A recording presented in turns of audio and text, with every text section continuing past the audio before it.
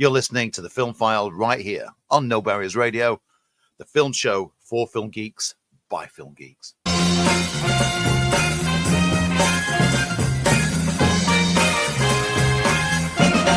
Yes, kids, it's the Film File, the film show for film geeks by film geeks with me, Lee Ford. And me, Andy Meakin. We set a question of the week last week, and that was all about cinema. And it was all about moments that have had an impact on you, whether a particular film scared you to death and you've carried that with you all your life, or you fell in love with a character and you took that with you all your life, but moments that have had an impact on you. We'll start looking over at Facebook. Lindsay Story said the beginning of the Equalizer TV show always terrified her growing up. She also throws in Salem's Lot, of course. You know the bit. Yeah. But also the bit with Jeffrey Lewis in the rocking chair. Still don't like rocking chairs. Yeah. The one that still bothers Lindsay to this day is the flash of Pazuzu in The Exorcist. Oh, yeah. Owen Cooper won't say why, but he absolutely does not want to spoil it. But Incendies is a horror film through and through. And we'll also say that the last scene in Eternal Sunshine has stayed with him. Rod McFarlane, The Elephant Man. James Brian, his first horror must be The Thing. It's the first one he watched and it gave him nightmares. Another 80s film, Night Shift, 1982. Great film by Ron Howard. And finally, The Italian Job. Iconic. I have had and worked on classic minis and own new ones. Also been to Turin and walked down the famous scene in The Getaway. Fantastic. Also been to the prison in Dublin. Watched that many times. Me and Marcus quote it all the time. It's a long walk back to England and it's that way. Good morning. Patricia Meakin, The Wizard of Oz. She was about 8 or 9 and there was only black and white TV then. So when the scene changes to colour on the cinema screen, wow. All those years later, can still remember how amazed I was. Pure magic. Lee Leary, he only ever saw the teaser trailer for Terminator 2 when Arnie was being built. So that's all he saw. Nothing else. So his surprise when he turned out to be the good guy is that moment. Neil Flavell, finding out what Soylent Green was. Janet Melling says, from a film called Don't Be Afraid of the Dark, a black and white horror film that she watched with Mum when she was around 10, I think. I remember this woman removing the boarding from the front of an old fire and the evil noises behind as she did. Even now, I love an open fire, but always remember that part of the film. Great. Stephen Blaine Young, there's so many, I'm on a bit of a fairy tale kind of mode, so I'll say Spiderwick Chronicles. He was inspired by the hidden worlds that humans couldn't see unless they possessed the sight, by either looking through a special stone or being spat in the eyes by a hobgoblin. Carl Leduc posted a GIF from Star Trek First Contact, which is the scene when Picard has called Worf a coward. And Worf replies with that, if you were any other man, I would kill you where you stand. And he just says that him saying that was just so well done. There's something about Picard calling Worf a coward and him replying with that is just a standout moment. Over on Threads, Harvey Morton, I don't know why, but I was terrified of the film Push. I think it came out around 2009. No idea why looking back, but I didn't make it past the first 15 minutes. And films that impacted on him in a good way. There's The Secret Life of Walter Mitty, I Swear, and Interstellar have always left him overall feeling uplifted. Jogo the Vo said, for a while, I'd never actually laughed out loud at a comedy movie, at least in theatres. And then Naked Gun 4 came out. Laughed audibly 163 times. I counted. The thermal vision joke in it was the funniest. I remember hearing most of the audience laugh too. It was one of the best moments I had in cinema. Lastly, over on Mastodon, we had Steve Mookie Kong, who said The Flying Monkeys and Wizard of Oz. And Ozzy said, not a single moment, but I remember being terrified of the neighbour's dog in The Sandlot, much as the kids in the movie were. Oh, good stuff, folks. Thanks for sending your stuff in. Which leads us on nicely to this week's question. It's a beautiful day out there, and it's going to be a beautiful week. Looking out of my window, I can see the green of my garden, which makes me think of what would you consider, as film is, well, half of it is a visual medium, a beautiful film, a scene or a shot, which is just aesthetically breathtaking. Let us know by doing this. Answer the question. Head on over to social media, search for FilmFile UK. You'll find us on there. I'll post out the question during the week. Message us directly, email podcast@filmfile.uk. Or if you're on Spotify, there's a comments box below the show. Pop your answer in there. My simple answer is that pretty much any shots in the first half of the Lord of the Rings trilogy, before it gets to Mordor and it becomes very bleak, I would love to live in the Shire. I would love to live in Breeland. It's just beautiful. And let's be honest, watching the Lord of the Rings films made me think, if I could go on holiday anywhere in the world, it's New Zealand, because that's where they shot this beautiful place. Yeah, absolutely. I mean, for me, the first one that always springs to mind, from a shot point of view, it's the mothership over the Devil's Tower, Close Encounters. I just think that shot is just, you want to frame it. But for a scene, and I've talked about this film many times, Assassination of Jesse James, which is the train robbery scene. It is, by definition, those singular silhouettes. It looks straight out of a scrapbook of old photographs. I think it is just a gobsmacking sequence that is just so aesthetically pleasing that it becomes art and takes it into something else. Anyway, we'll let our dear listeners decide. So let's talk about this week's show. We have a review, and because we're getting ready for holidays, we're going to take you on a Roman holiday. Andy has reviews of Jack Ryan Ghost War that landed on Amazon over this past week, and Mandalorian and merchandise. Mandalorian and Grogu landed at cinemas, and I'll let you know what I thought of it later. And we will drop in a review of the first episode of the new Netflix series, The Burrows. But before that, we've got some news, we have some views, and of course, we got the box office. So, as Andy said, Mandalorian and Grogu opened this week, but not as Interstellar as one would hope with those box office figures. Over in the US, Star Wars, Mandalorian and Grogu opened with 81 million this weekend. Obsession in second place with 23.9 million. Michael in third, 20.7 million. The Devil Wears Prada 2, 12.7 million for fourth. And fifth place is The Sheep Detectives with 9.2 million. Here in the UK, Mandalorian, top of the box office with 6.4 million. Michael in second place with 1.8 million. Obsession in third, 1.3 million. Devil Wears Prada in fourth with 1.1 million. And Sheep Detectives rounding it all off with 536,000. So Mandalorian, it had a budget of 165 million, which is the lowest budget of any Star Wars big screen outing to date. Approximately 100 million has been estimated for the marketing costs. Estimates in the trades are saying it needs around 450 to 500 to be considered breaking even. Now, bearing in mind that Solo, which was the last film that really underperformed for Star Wars, finished under 400 million worldwide.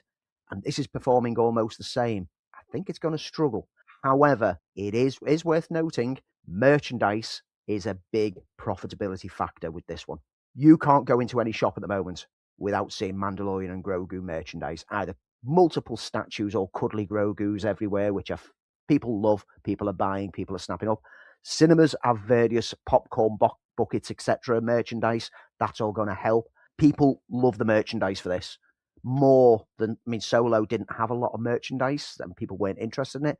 But with Mandalorian and Grogu, let's be honest, suction cups, stick him on a window, that's the back of your car. And let's be honest as well, as this was originally supposed to be the season 4 of The Mandalorian and Grogu, and it was redirected over to cinema, some of the budget for this must have come from the Disney Plus budget. And so they will use the viewing figures when it eventually lands on the service as the true measure of success. I've been saying for weeks that it's going to have a tough job selling it to the casual crowds. They're focusing on the streaming crowds more than anything else. This is just a big screen treat for those who loved the show. It's interesting, isn't it, that it doesn't have to be a massive box office success to pull in a crowd, because we have the joy of the bank holiday. So if the weather does break in the next couple of days, parents will be taking the kids to come and see it, because it is that entry-level Star Wars friendly, isn't it, for a lot of fans who grew up with the TV show.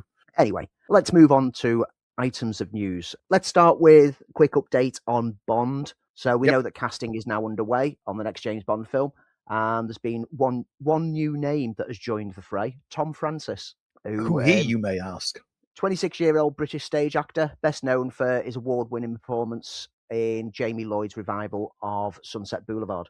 On screen, you'll have seen him in very limited roles in things such as Netflix's You, George Clooney's film Jay Kelly, and he's soon going to pop up in a sports drama called Mosquito Bowl from Peter Berg. He's only one of the names being under consideration, apparently. He's the latest name to join the rumour list, which is definitely skewing young. 26 years old, fits that bracket that we were kind of expecting. Jacob Elordi, Aaron Taylor-Johnson and Callum Turner have all still been said to be under consideration. but a spokesman for Shogun actor Cosmo Jarvis has ruled him out, saying the actor is not auditioning for that one. And in similar news, Michael Mann's highly anticipated sequel to Heat is now in the casting process. Daniel RPK has posted a very revealing casting call for the sequel, saying that the project is looking for a young Danny Trejo character for the movie, presumably for prequel scenes involving his character from the original film. And it also indicates that filming is set to start this September through to March next year, a 7-month production. It also looks like Jason Clarke is eyeing a part in the Heat 2, if that's going to be the title. A couple of weeks ago, we talked about the Daniels have a new secret sci-fi movie in the works, and that Ryan Gosling had signed on to star. Apparently, Ryan Gosling dropped out, and Matt Damon is now in talks to replace him. The Daniels, the guy who gave us Everything Everywhere All at Once, Gosling was attached back in March, but dropped out just a few days later due to conflicts. Jack Black was being considered at one point, but Damon's the frontrunner. Other reports have suggested people like Brad Pitt, Oscar Isaac, Keanu Reeves were under consideration, and it's set to begin shooting this summer in Los Angeles ahead of a planned November the 19th, 2027 release. All that we know about this film is that it's a very existential film and a fun sci-fi action comedy. So it doesn't sound like they're stepping too far away from their past ballpark, but I'm excited because Everything Everywhere All at Once came out of nowhere and was just a wonderful existential sci-fi comedy. You know, mate, it's getting close. It's getting close to me ripping it to shreds only for the names of the characters. I'm sure it's going to be a fun movie, but it's close. Did you watch the latest trailer? I did. Look, I think it looks fun, and I can't watch it without thinking of you. I just need to know what your response to Meakin was. I don't think you do. Now, with the Masters of the Universe, and the latest trailer is, again, I mean, it appeals directly to me. It shows the silliness of the characters, Meakin, but it's got us chatting about it at work this week because the tracking for it is bad. Is it? It's been reported the tracking on pre-sales is very low. It's looking like it's going to be a flop. And I basically pointed out that He-Man's a very niche target audience. It's basically me. It's basically my generation. You're 10 years older than me. So it passed me by completely. Yeah, you were admittedly too old for it. You weren't the target age for a toy series and a cartoon linked to it. Some of my close colleagues at work are 10 years younger than me. And a few of them caught it onto He-Man through reruns, but they missed that initial toy era. Yes, there was a 90s animated series, but that wasn't very well received, and it bore very scant resemblance to He-Man. The early 2000s series was better, but in an era when shows such as Ben 10 were grabbing kids' attention, He-Man had no chance. And the recent Kevin Smith series for Netflix, it was basically targeted towards me, the long-term fans. Some have said that this new film would be a father's handing franchise to their kids kind of film, that, you know, dads will take their kids and go, oh, you can come in and enjoy Masters of the Universe. My kids are adults now. We've missed that boat. 10 years ago, that would have been the case. My kids have no interest in Masters of the Universe. It's not their franchise. And all the marketing is making the mistake of marketing it to me. They don't need to market it to me. I'm watching it anyway. I think they fumbled on the marketing plans for this, because by showing things like Meakin, it's only going to make people who watch that trailer who think that He-Man looks like a stupid property go, oh, that just looks ridiculous. They've lent too much into the silliness of it that it could alienate a lot of your casuals. But interestingly enough, we talked about this, if not necessarily with Masters of the Universe, but with these kind of projects, which are a certain generational. Yeah, I mean, there's a producer somewhere in a studio who went, oh, I remember loving this. Oh, well, apparently the guy who owns Netflix is a huge Masters of the Universe fan. Yeah. And that's why he got Kevin Smith in to reboot it, because he knew that Kevin Smith was, and it was a match made in heaven as far as he was concerned. But it is a generational thing. And every time we talk about these properties that were somebody's childhood, trying to introduce it to a new childhood, there is going to be that divide. I thought it looked lively in an entertaining way. And here's the thing. While I don't get it, I didn't get the TV series, I could enjoy this if it delivers what it wants to deliver. However, it seems that Jared Leto, who voiced the Skeletor in the upcoming live-action banned from the marketing, is not thrilled about the film or his absence from the movie's marketing push. The highly Yes. controversial Jared Leto, and I repeat that, isn't thrilled that he's absent from the movie's marketing push. I know people are drawing reference to Tron Ares and saying, Leto was all over the marketing on there and people clearly didn't want to watch it because of Leto. No, it was a Tron film. People don't go and watch Tron films. Come on, history has told us that Tron has its audience, me, but never finds a mass audience and never becomes amazingly successful. But Leto's history with films, every single thing that he's front and center in the marketing, has not done well. And so Amazon basically turned around and went, yeah, sign here to say that you're not going to do any promotional tours on this film. And he's not a happy bunny with that because he's basically being sidelined. At the end of the day, his voice is heavily disguised underneath the Skeletor mask, and you don't see Leto. They don't really need him to promote it, let's be honest, because it's Skeletor. It's not Jared Leto. Let the character sell it. I'm still looking forward to it. You're looking forward to it because I am. You're like me. You know that it's Travis Knight who's making it, and you have a lot of respect for him as a storyteller and feel that he can bring some. It looks fun. Some fun. But you can't, like I say, your casuals who don't recognize directors' names and things like that will just see the trailers, and I think that the trailers sell the silliness a bit too much. One of our favorite films of the year so far really suffered at the box office, and that was 28 Years Later, The Bone Temple, which we both thought was a fantastic horror film that didn't find an audience.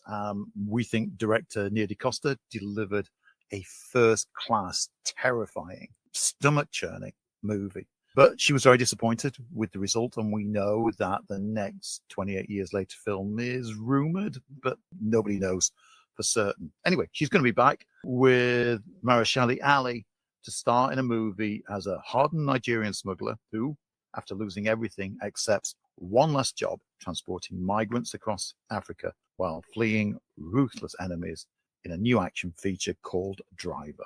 It's an independently financed film, so there's no studio connected to it, and it's expected to attract buyers quickly. And filming begins in Spain and Morocco in January.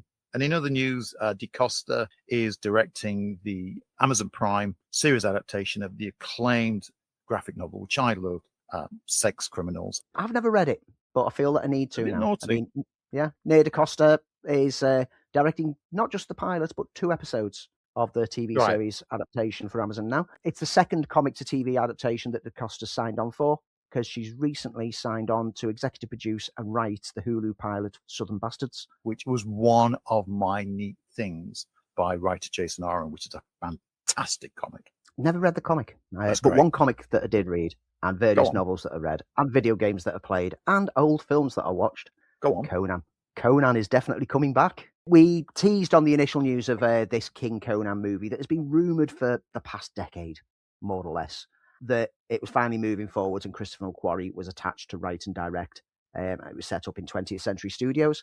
Well, there's been some updates on that this week, as some new quotes have come out from Schwarzenegger himself and Frederick Malmberg, the president of the Conan IP owner, Conan Properties International. Malmberg has said that he can confirm we have a deal between CPI, Arnold, and 20th Century Studios. Next year, we're going to do King Conan. It's a reality now. I'm excited about it. And Arnold has responded to that to say, next year, we're doing King Conan. So that is a reality now, and I'm excited about it. For the last 10 years, I've been saying we should do King Conan and we should get a great script written. Get someone who really understands Robert E. Howard, that understands the artwork of Frank Frazetta, and to continue on. I want to have John Milius, the director of Conan 1, to be maybe the producer, so it will be really fantastic. The movie wouldn't have worked after I did the first Conan, because the whole idea of King Conan is that for 40 years, he's been a king. He's older now. He's no longer in the shape he was from his heyday, and people are trying to take him out. He's the king, and he gets a little bit complacent. He's tired of the job, and he wants to move on. Look at the movie by Clint Eastwood, Unforgiven. It will be a lot like that, but it will be with extraordinary battles. Count me in.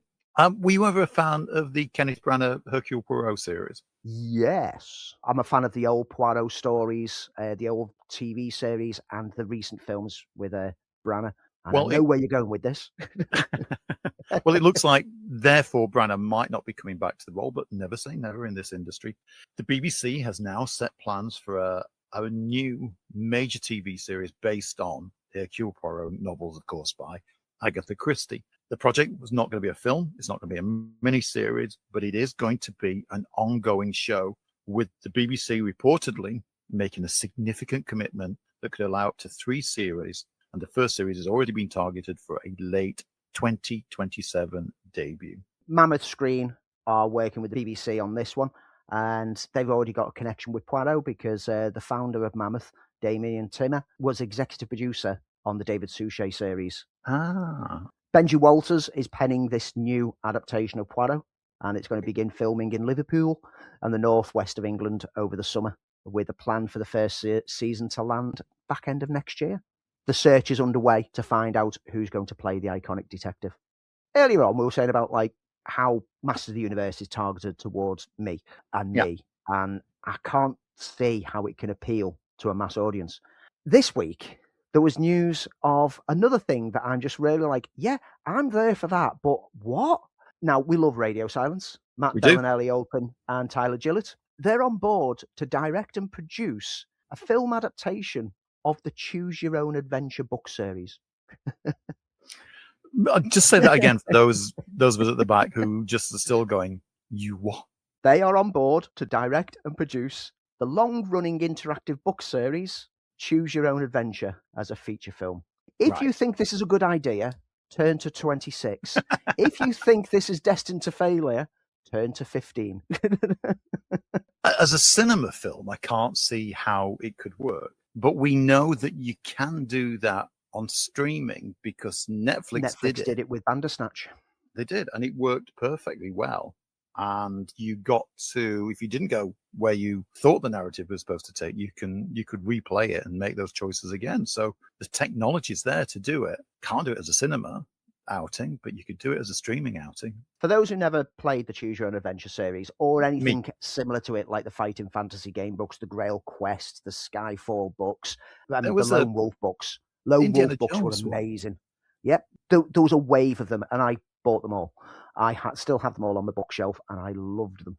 There were branching narrative stories where you were the hero. You start off at section 1, and then you get at the end of section 1, you'll have a choice of like, if you want to go north, go like turn to this page. If you want to go south, if you want to talk to the elf, do this. And you slowly work through and try to solve the book to get to the final chapter. I trust Radio Silence. Yeah. That's got me definitely interested. I mean, and I love the Choose Your Own Adventure thing, so I'm definitely interested. I'm not sure how they're going to sell it, but I'm waiting to see. This will probably come after their next film that they're tackling, which they're behind the lens on the 4th film in the Mummy franchise, with Brendan Fraser returning to the role, which I think that's definitely that's going to do great business for them. So I think that Choose Your Own Adventure might be one of those like, we want to do this. Can you give us some money? Yep, as long as you make a lot of money on this Mummy film. Yeah, okay. Yeah, makes sense. Stop me if I'm wrong, Andy, and I have been known to be wrong occasionally. Way back in the 80s, during the rise of video nasties, this particular film came out in 1988, cult classic. Maniac Cop was on that list of video nasties. Now, if you didn't grow up digging on the back shelves of video shops, Maniac Cop means nothing to you. Brought to us by the Lord of Cult, Larry Cohen. The film followed a highly decorated cop who was framed by his department and is eventually murdered in prison. His hatred makes him come back to life, where he stalks New York and murders in most grisly and plenty of claret ways, both the guilty and, strangely enough, the innocent alike. So it's coming back to the big screen. Who's going to direct it, you ask? None other than Nicholas Winding Refn. He of Drive and Only God Forgives. And recently, after being out of the film business for 10 years, has just launched Her Private Hell, which played at Cannes this year. And he's looking to put it together. Originally, there was a script by Ed Brubaker for Heath of Comics fame back in 2017, but shooting is to begin in January 2027. It's got a huge cult fan base. Whether it can get mass appeal, again, this is another one of those projects that you just feel that people loved it and have too much money and are throwing it at a film and hoping that someone else will love it alongside them. Meant to bring this one last week, because this news was about 2 weeks ago, but FX has officially handed out a series order for Very Young Frankenstein. I've been reading bits about this, and because of my love of Young Frankenstein, I didn't particularly take it very seriously. It serves as a prequel to the Mel Brooks film classic that we have spoken about previously on the show, and we both adore. We mentioned back in September that a pilot had been given to see whether or not it would be worthy of a full series. It looks like what they saw impressed them enough that they've greenlit a whole run. The show's cast will be Zach Galifianakis, who we'll know from The Hangover and various other things, Dolly Wells from Inside Man, Spencer House from Tell Me Lies, Nikki Crawford from Cruel Intentions, Kamal Nanjiani, got a lot of love for Kamal, Silicon Valley, and Carrie Elwes, who we all know from The Princess Bride, who will be playing the President of the United States. Stephanie Robinson is penning and executive producing the series, along with Taika Waititi and Garrett Bash. All three are the team behind What We Do in the Shadows, and Robinson has also worked on Fargo and Atlanta. So there's a lot of good names mixed into this. Fingers crossed. I'm not damning it before it's even started production, but the big question of why. But as we said before, until you've seen it, it's hard to criticize. We would have thought that What We Do in the Shadows TV series would be preposterous, and it worked wonderfully. Brooks himself is on board as a producer, so it has got some connection to him. Indeed. David Fincher's Cliff Booth movie has set a November cinema release ahead of its December Netflix drop. We've seen that they've had some success with this before with Peaky Blinders, and I think this is where Netflix are going to go. Looking forward to it. Interesting to see how this is going to turn out. But I'm in. I thought he was the most interesting character out of Once Upon a Time in Hollywood. Did you see the teaser trailer for Lanterns? Yes. Oh, that must have stung a lot of the fanboys who are going, it's so Earth set. There's no superpowers in it. Oh, they're just finding other things to hate about it now. It's just detectives. I think it looks good. I thought it delivered everything that we didn't think it was going to deliver. It's a TV series, and we've seen literally about 4.5 minutes so far. So I'm pretty sure that it's longer than 4.5 minutes in its entirety. Let's see how the whole series runs out. Final bit from me. Twilight of the Dead, George A. Romero's final Dead movie is being made, and Kate Beckinsale replaces Mila Jovovich, and nobody cares. If you can't get Mila Jovovich, you go for Kate Beckinsale. How their careers have stumbled. Well, I don't know about you, but I think that is the news. You're listening to No Barriers Radio, and you're listening to the Film File, the film show for film geeks by film geeks. And if you're enjoying the show, then check out the Film File podcast, which you can find quite easily by heading over to your favorite podcast platform, searching for the Film File, hitting that subscription button, and leaving a like. More to come on No Barriers Radio, and more to come on the Film File. And you can get in touch with us right here at Film File HQ by simply heading over to social media platforms, search for FilmFile UK. You can get in touch with us through there. You can email us, podcast@filmfile.uk. Get in touch with us with any thoughts on films, any films that you want us to deep dive at some point, any films that you disagree with our opinions on. Feel free. We're always open to listen to other sides of the story.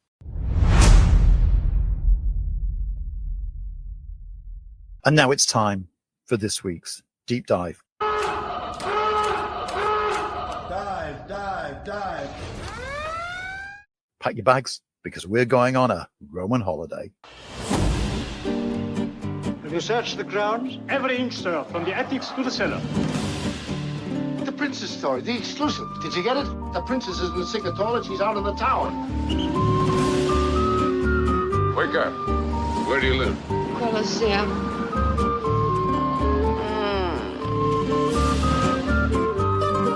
It's perfect. Why don't you take a little time for yourself? I could do some of the things I've always wanted to. I'll have a sort of sidewalk cafe and look in shop windows, walk in the rain. Have fun. Hello.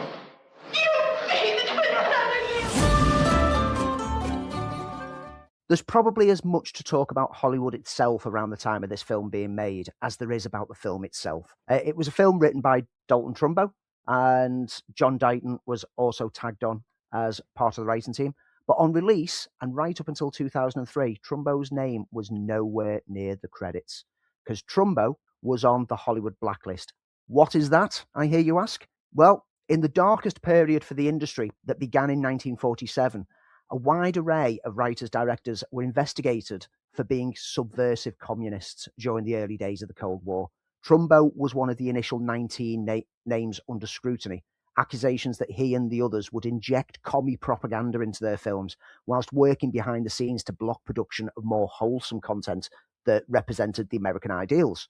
Other names on that initial list included Howard Koch, Richard Collins, Larry Parks, the actor who'd risen at that point to leading man status just before the accusations destroyed any leading man chances that he had, and many more. McCarthyism politics led to many working and living in the industry in fear of being investigated and added to the list. Trumbo did work prevalently over that period, but always using pseudonyms. And he even saw an Academy Award win for The Brave One, presented to a stand-in using a pseudonym. It would only be in 1960, when he gained a public screen credit for Spartacus and Exodus, that the beginning of the end for the blacklist started to come around, and Hollywood emerged from a really dark, paranoid time. And so it was a darn shame that when Roman Holiday won the Academy Award for screenwriting, Trumbo couldn't celebrate it. And it's a big shame, because I personally feel that this was his strongest work. Roman Holiday came out in 1953, is an American romantic comedy, and it is almost a template for all romantic comedies. Simple story. A bored and sheltered princess escapes the guardians and a luxurious confinement and falls in love while touring around the beautiful city of Rome with an American news reporter who happens to be played by the perfect good-looking leading man, Gregory Peck. Oh, and did I mention that beautiful princess is Audrey Hepburn? Audrey Hepburn in her first Hollywood role, and immediately captures hearts. She is at her most alluring. She is absolutely engaging. She's charming. She's got good comedy timing, and she's so beautiful on screen. In fact, it was this effervescent innocence that she brought to the screen that William Wyler was looking for. And if you're interested, you can go online and you can see the screen test, because Wyler suggested during the screen test that they, after he yelled cut, that they keep rolling so he could see what she was really like in that innocence after she got rid of the nerves. She's so good in this movie that Gregory Peck, halfway through filming, said this needs to be a double bill rather than starring Gregory Peck. And for an unknown, that proves the tremendous impact she had on this film. You look at any modern rom-coms and you can trace their roots back to this. She's doing tours of Europe. The meeting and greeting and shaking hands is getting to this princess. And so she's finding it hard to sleep. And so she's given an injection to help her relax. But before it hits her, she gets a bit bored and decides to go out on a bit of sightseeing and falls asleep on a bench. At which point she is met by Gregory Peck's Joe, who is a reporter who's supposed to be covering her public appearance the next day, and then lies about actually having covered it, even though it's been cancelled off because she's gone missing, and then realises what's happened. And that's when the fun happens. The meet cute has happened. And then it's a classic comedy of deception, with the leads wonderfully playing alongside each other, with dialogue exchanges that are captivating and set in beautiful locations. And that's a key thing in this, is that not only are the pair on screen beautiful, but the locations in this film are beautiful because they are location. Yeah, I mean, this was a big thing for a film at this particular time. Now, a lot of films at a particular point, we talked about All About Eve, for instance, in some episodes ago, were all studio bound. Paramount originally wanted to shoot Roman Holiday on a soundstage. William Wyler was so desperate to shoot it on location that he agreed to let the studio slash the budget to accommodate the shoot. This made it the first American film to be shot entirely in Italy. Yes, the Italian Ministry of Tourism initially wanted nothing to do with the film. They thought that Hollywood would use it as a chance to degrade Italians. It took some negotiating until an agreement was drawn up that allowed them to take advantage of the beauty of the city. So you get locations such as the Trevi Fountain, you get Castel Sant'Angelo, you get the Colosseum, you get the Spanish Steps, the various piazzas, the river itself. If you've never wanted to visit Rome before you've watched this film, by the end of it, you have just watched the best brochure for why you should visit this absolute city of beauty and splendor. It makes the whole city seem magical and beauteous, and I think it elevates the film. As good as some sound stages could be, they still always looked slightly artificial. And it's even more gorgeous because, due to them wanting to shoot in Italy, it cut a huge chunk of their budget out. And so they couldn't afford the colour stock for film. And so they shot in black and white. And I think that actually entices it even more and makes it timeless as a result. I was going to say exactly that, Andy. It does make it a time capsule for the period, but it also makes it, as you put it perfectly, it has a timeless quality to it. You know, the iconic scene that takes place at the mouth of truth. Yes. And Joe, played by Gregory Peck, pretends to put his hand and it gets bitten off. It was all improvised by Peck. Hepburn wasn't expecting it, so her reaction is absolutely genuine. And that kind of spontaneity is what William Wyler wanted to capture in the film. And of course, the scene was later recreated by Robert Downey Jr. and Marissa Tomei for the film Only You, as it's been parodied many, many times. The humour of this film goes from light wit to almost slapstick tomfoolery with effortless charm. The sparkling dialogue exchanges garner the most laughs from me. I mean, the early Shelley-Keats exchange when she's drugged up and he's trying to get her to go to bed, that always elicits chuckles from me. And then that's followed by a full-on belly laugh with the bedroll manoeuvre, because she's fallen asleep on his bed and he wants her to sleep on the camp bed, and he just does an effortless flip and she rolls perfectly. The two leads in this are wonderfully charming working together. The exchanges, like you say, there was some improvisation around moments and it feels natural. It feels believable. And if you take a look at the rom-coms through the decades since, you can trace elements back to this film. Notting Hill is basically this film done for a modern audience. It's exactly the same setup, exactly the same scenario, just delivered in London instead, which I don't think is as beautiful as Rome. Hepburn, in particular, embodies this film with effortless charm and beauty. She gained an Oscar and a BAFTA for the role. So much so that during production, the movie's royal heroine necessitated a real deal between the studio and the British government because it revolves around a princess. And Paramount had to make a deal with the government that there's no indication that this film was based on Princess Margaret. Because if it was going to be based on anybody, it would be based on Princess Margaret. To get to the screen, Roman Holiday was originally optioned in 1949 with the intention that Frank Capra would direct and play on his previous work. It happened one night, and Capra planned to cast Cary Grant and Elizabeth Taylor in the lead roles. Wyler originally wanted Gene Simmons for the lead role. When Capra's production company ran into financial trouble, he had to sell the rights and the story to Paramount, and at that point, Wyler stepped in. And Gregory Peck was dying to do a comedy. So when Grant turned down the role, he thought he was going to be too old against his leading lady. However, Hepburn and Grant did get to work together later on. Peck wanted to take a break from his usual very dramatic roles and star in a comedy. Wyler was always known as an actor's director anyway. He always managed to find new talents and shone a spotlight on them. And in this, getting Hepburn and making her the star that she deserved to be. He did it here with Hepburn. He did it with Streisand in Funny Girl, Laurence Olivier in Wuthering Heights, Charlton Heston in Ben-Hur. The list of actors who garnered their first Oscar win from a William Wyler film is huge. The film received a critical acclaim from reviewers upon its initial release. It was the second most popular film at US box office during September 1953, just behind From Here to Eternity, and grossed almost $1 million. While the domestic box office disappointed Paramount, it was very successful elsewhere, especially in the UK, where the film benefited from both the current romance between Princess Margaret, her again, and so-called commoner Peter Townsend. In fact, the quote at the time is, "No film studio could have bought such publicity." It's a magical, enchanting film. It's the template of rom-coms. If you've never seen this film, then you need to go and experience it. You need to get it watched. It's one of the timeless classics that I go back to every few years and fall in love with Audrey Hepburn all over again. It is beautiful. Audrey Hepburn deserves that top billing alongside Gregory Peck, who, as we said, saw her star potential during filming. It's a lovely, honest film. And as we said, it's the template for most romantic comedies. While there was never a sequel, and why should there, this film has influenced so many other films. Andy mentioned Notting Hill, a 90-set London version of Roman Holiday. Lewis Gilbert, while making The Adventurer for Paramount, wanted to make a musical remake of Roman Holiday with songs by the Sherman Brothers. Gilbert agreed, but said Paramount then got cold feet and the film was cancelled. However, the director went on to make 7 Nights in Japan, which is pretty much in the style of Roman Holiday. And there was a stage version in 2012 described as one of those sort of jukebox musicals using the songs of Cole Porter.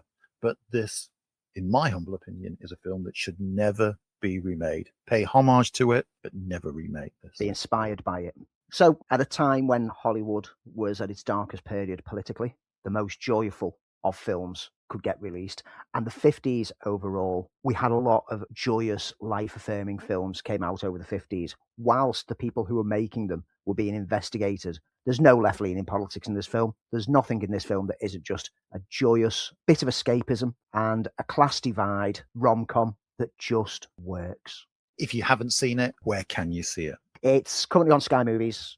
It regularly pops up on BBC iPlayer because it's a regular one of the afternoon classics. Or just go and buy it. Go and buy the restored version of it and just lose yourself in the beauteous majesty of two charming leads falling in love as you fall in love with them yourself. We'll be back with another deep dive. And now it's time for this week's reviews. Andy, what have you seen? Going to kick off with the big one? I think I'll start off with Mandalorian and Cuddly Toy. Mandalorian and Grogu. You ready?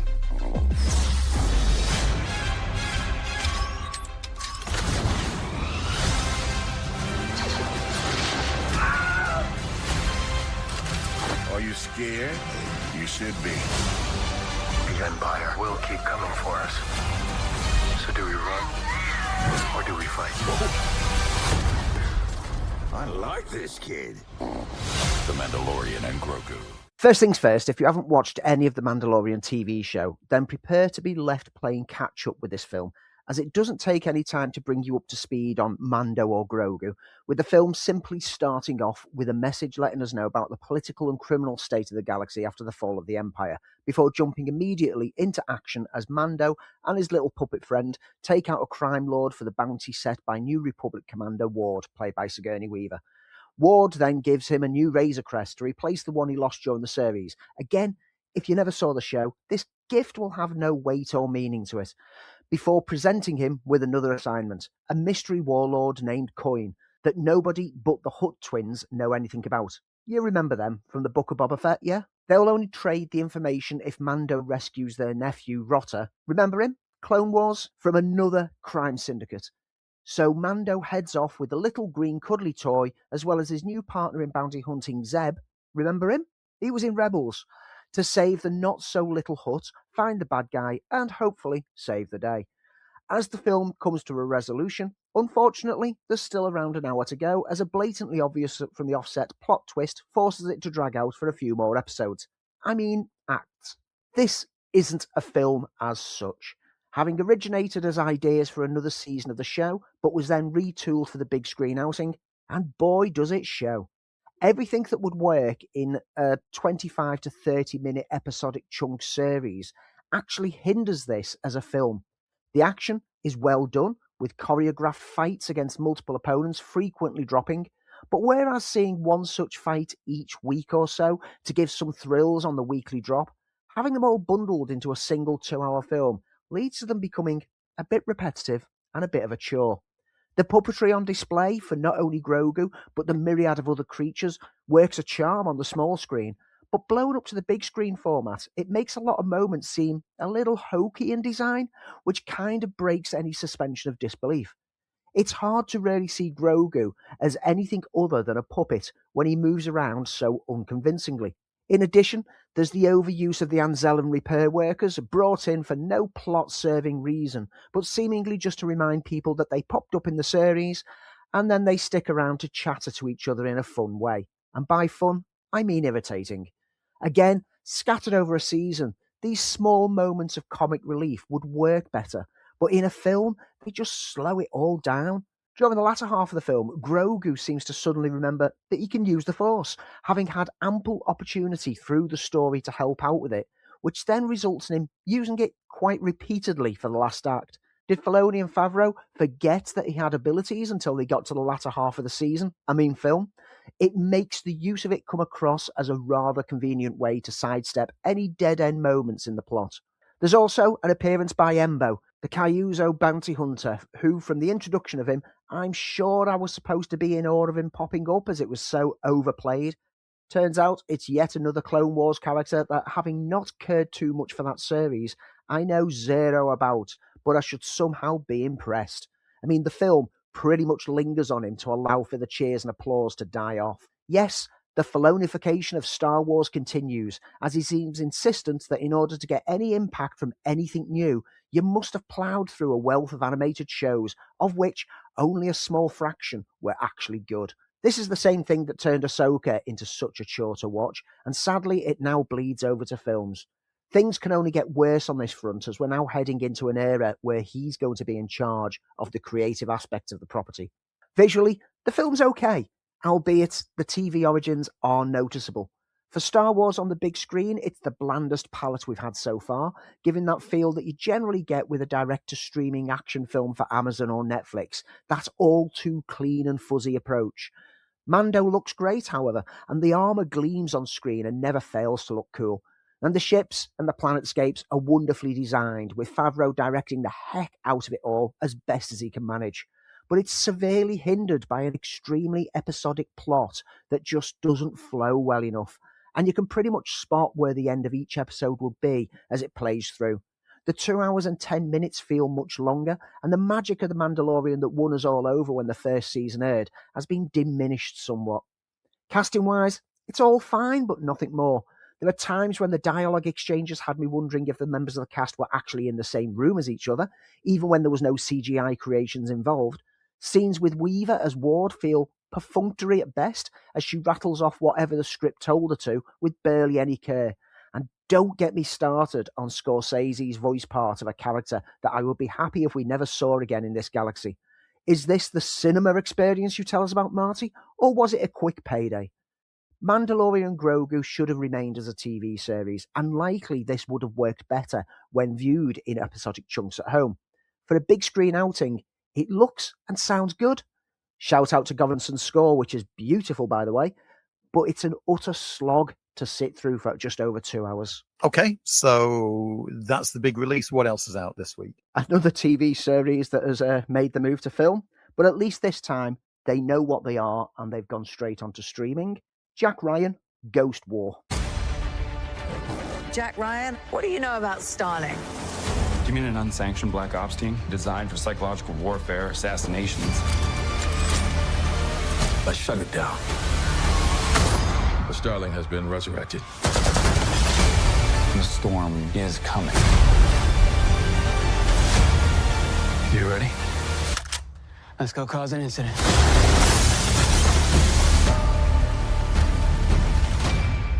The John Krasinski-led Jack Ryan series was a mixed bag overall, starting really strong in the first season, but then meandering a little in the following seasons.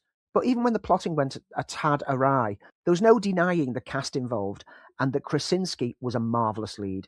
Now, with Ghost War, the franchise picks up years later to bring Jack Ryan back into the world of international espionage and terror alerts, and generally, it does an okay job. Confronted by an enemy who seems to know their every move, MI6 and the CIA call upon Jack Ryan, who's now a civilian working on Wall Street, to help them out with the retrieval operation. But the retrieval turns out to be something bigger and uncovers a corruption and a threat within the organisations that puts international security at risk. Cue the usual woven subterfuge and cat-and-mouse games that Tom Clancy's tales are known for. In making the move to a movie format, the series has traded off the slow burn intelligence operations for action spectacle, making this feel closer to something like maybe Mission Impossible than the 4 seasons of the show was. For its worth, the action is good, including high-speed chases through the streets of London, the shootouts in skyscrapers in Dubai, every action beat delivering on the adrenaline stakes. Lovely attention to detail is sprinkled in with the weapons handling, which is something that always gets some appreciation from me. And the returning cast are more than comfortable in all their roles. The new faces added to the mix hold their own well amongst them. Standouts from the new faces are Sienna Miller as an MI6 agent who partners up with Jack, and the ever-reliable Max Beasley playing the primary villain role in that wonderful manner that he always manages without any effort. But overall, this is just fine. It's a streaming movie, and as such, it looks exactly like every other streaming movie of recent years. Polished and typical with the usual inclusion of multiple drone cam shots of cities and streets, it entertains, but becomes immediately forgettable not long after the credits run. I'm a little forgiving of this film due to being a big fan of the Jack Ryan character in all of its incarnations over the years.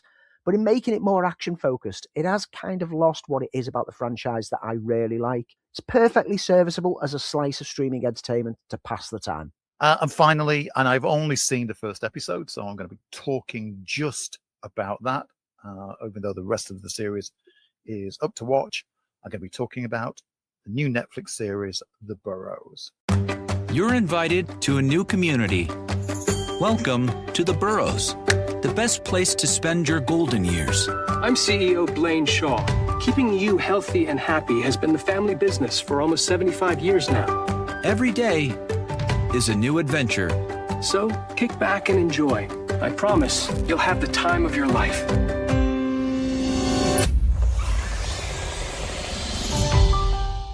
So it's only been a few months since Stranger Things bowed out with its fifth and its final season. And anybody who's a Stranger Things fan, you watched it. There has, of course, been the animated series, which doesn't seem to have made much of a dent. But the Duffer Brothers have now returned as executive producers only on a new Netflix series that kind of mirrors what they did in Stranger Things, but instead of kids, they've gone to the other extreme, and a group of pensioners now have to face off against something otherworldly and something unknown and dangerous. Story centers on the older generation, and we've been in this territory before, if you think of Cocoon, for instance. But this has given us a fantastic cast, which includes Clark Peters, the great Alfrea Woodward, Bill Pullman, Dennis O'Hare, who I've just recently been watching in The Nevers, and Gina Davis. And you kind of go, Gina Davis as an octogenarian? You've got to be kidding.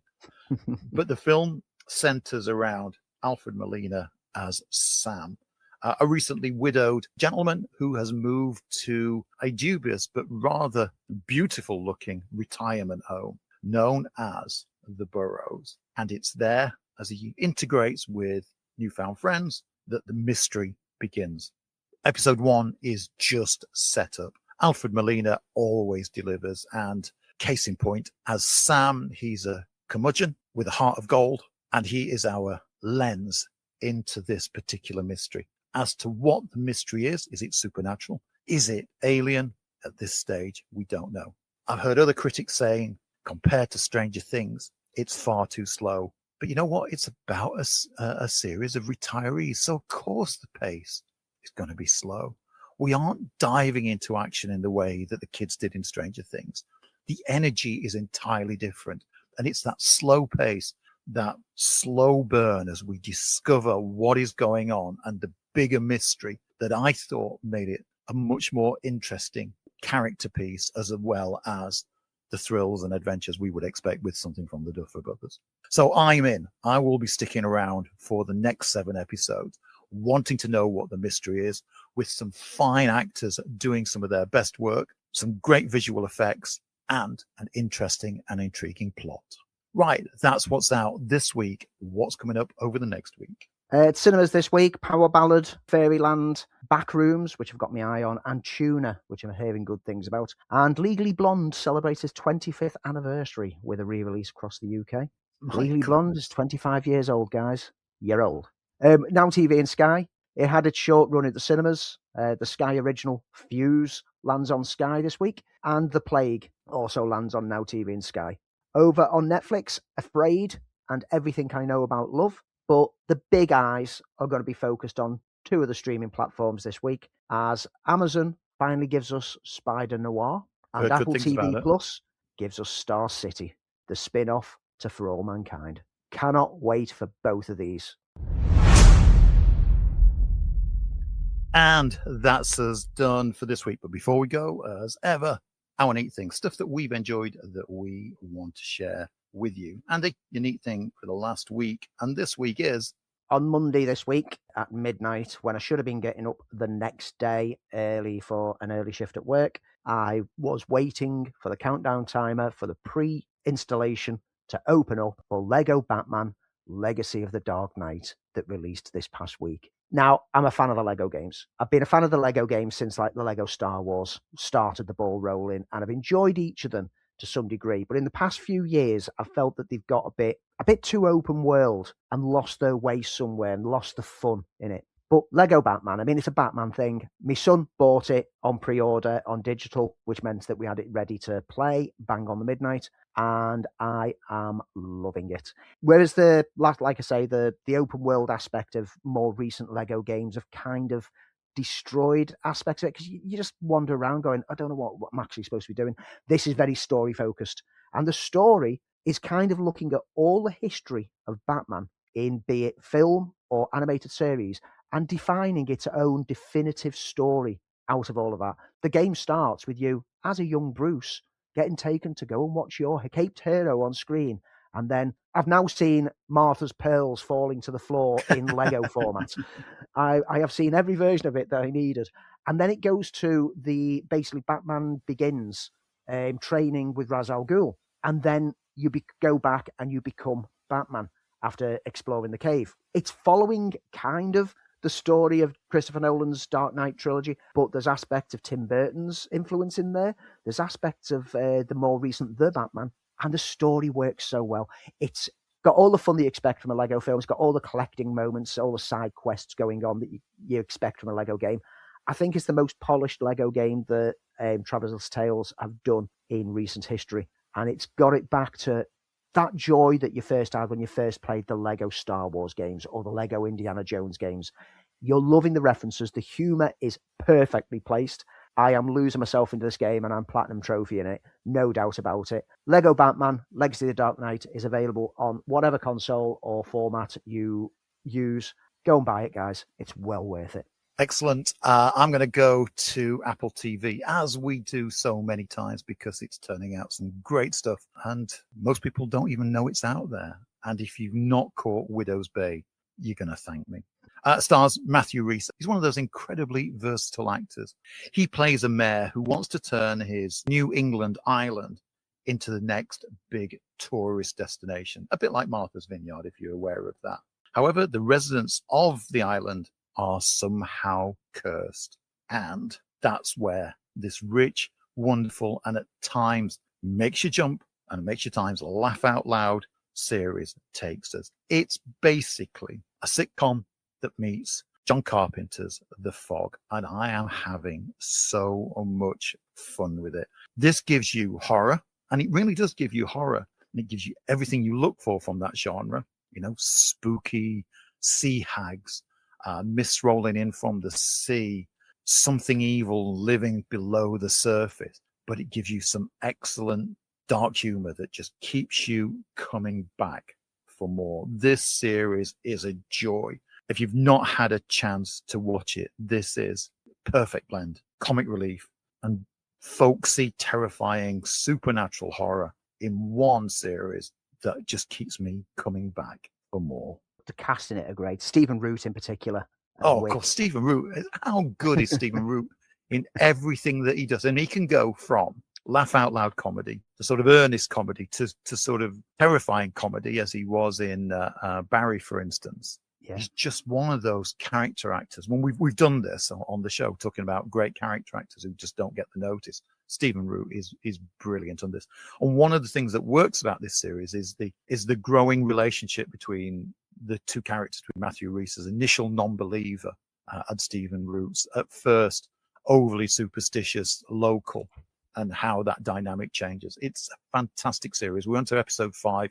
It's dropping weekly. If you've not subscribed to Apple TV because you think, what is there to watch? Boy, you're missing out on so much good stuff. There's a reason why Apple TV things land in our neat things quite frequently. Yeah, absolutely. Well, that's us done for this week, folks. As you know, we can't promise whether we'll be back with a new show next week. I hope so.